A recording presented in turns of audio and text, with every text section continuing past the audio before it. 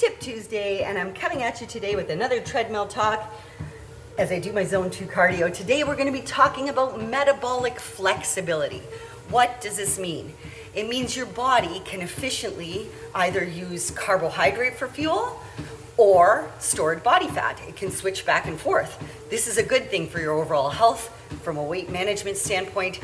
Generally speaking, carbohydrates are your body's primary and preferred source of energy. So if there's carbohydrate in your blood, or we call that blood sugar or blood glucose, your body's going to want to use that first. But we want to be able to teach your body how to use not only carbohydrate for energy, but also stored body fat for many, many health reasons, managing your weight, reducing the risk of type 2 diabetes and other risk factors. So how do we know if you are not metabolically flexible, or we would call this metabolically inflexible? Well, a really big sign is that if you can't go 2 to 3 hours without eating something, and you start to get shaky and lightheaded and weak and you feel like you're going to pass out, that's a big sign that you're not metabolically flexible. Your body is relying on carbohydrates that you're eating for fuel. So we want to change that. We want to be able to use either carbohydrate or stored body fat. Another way to tell if you're not metabolically flexible, you might carry a little bit more body fat around your abdominal region. Perhaps you're insulin resistant or type 2 diabetic, and your blood sugar levels are not balanced. You can't manage your insulin very well. So those are all signs that you may be metabolically inflexible. So how can we fix this? I'm going to give you my top 4 strategies to become more metabolically flexible. Number 1, you got it, exercise.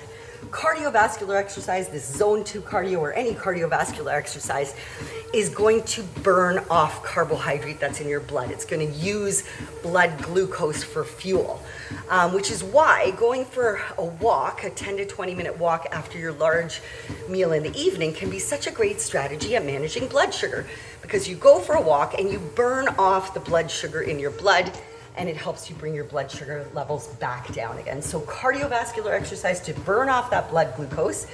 And number 2, having some muscle on your body is really important, because really cool, muscle acts as a sponge for glucose. So the more muscle you just carry on your body, if you eat a carbohydrate, that muscle is going to soak it up like a sponge. How cool is that? So we want to have some muscle on our body. You want to be moving your body every day, sweat every day, and we want to build some muscle. So that's strategy number 1. Strategy number 2 is to eat real food, not processed food. Processed food is highly refined, it's stripped of fiber, and when we eat it, it tends to spike our blood sugar up. When you're eating real food, you can manage your blood sugar a little bit better. There's more fiber in it. Plus, we want to spread out your meals every 3 to 4 hours during the day.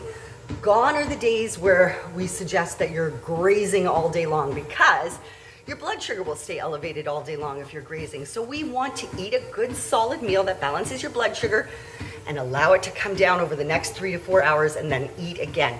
So we balance that blood sugar with that large meal. We're going to have a protein, which you know I'm always preaching, a source of fiber, vegetable or a fruit, and a healthy source of dietary fat. So this could be a little olive oil, a few nuts, some nut butter, a quarter of an avocado.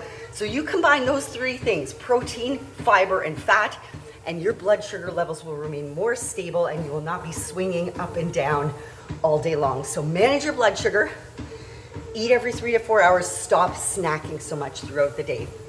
And you also want to manage the carbohydrate intake, that you're not eating too many carbs at one time, because we really don't need all of that fuel as we get older. Unless you're like an elite athlete, then yes, you probably need quite a bit of carbohydrate.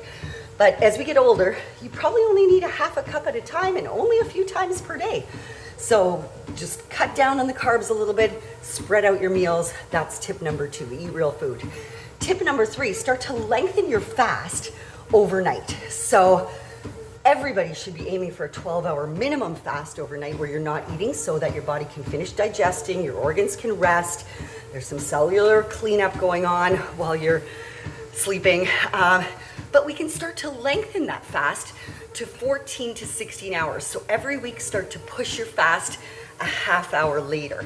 What this is going to do is help to teach your body to use stored body fat for fuel instead of carbohydrates. So I want you to start lengthening your fast by a half hour per week until you reach your sweet spot between 14 to 16 hours overnight where you're not eating. And then finally, strategy number 4 is some lifestyle factors. So we want to aim to get 7 to 9 hours of sleep per night, manage your stress levels.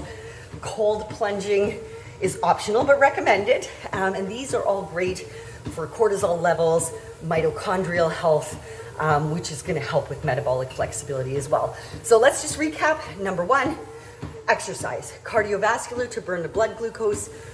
Strength training so that your muscles can soak up that blood sugar like a sponge. Strategy number 2, eat every 3 to 4 hours. Please stop snacking throughout the day. Manage your carbohydrate intake only a half cup at a time and stick to real whole foods versus processed. Strategy number 3, start to lengthen that fast up to 14 to 16 hours overnight. Teach your body to start using stored body fat for fuel instead of glucose. And then number 4, we want to be managing our stress levels, getting 7 to 9 hours of sleep per night, and cold plunging if you're into that. So I hope you found this video helpful, but we could all benefit from helping our bodies become more metabolically flexible. It's great for your weight management, it's great for overall health, less risk of becoming type 2 diabetic, and managing your insulin levels. So give that video a thumbs up if you found it helpful, share with a friend, subscribe so you don't miss any of my upcoming free content, and don't hesitate to reach out if you need any help with any of these issues. I don't know what's going on with my hair today. Reach out, drop me a note, we can have a consultation together and get you on track for optimal health. Have a beautiful day, and I'll see you next time.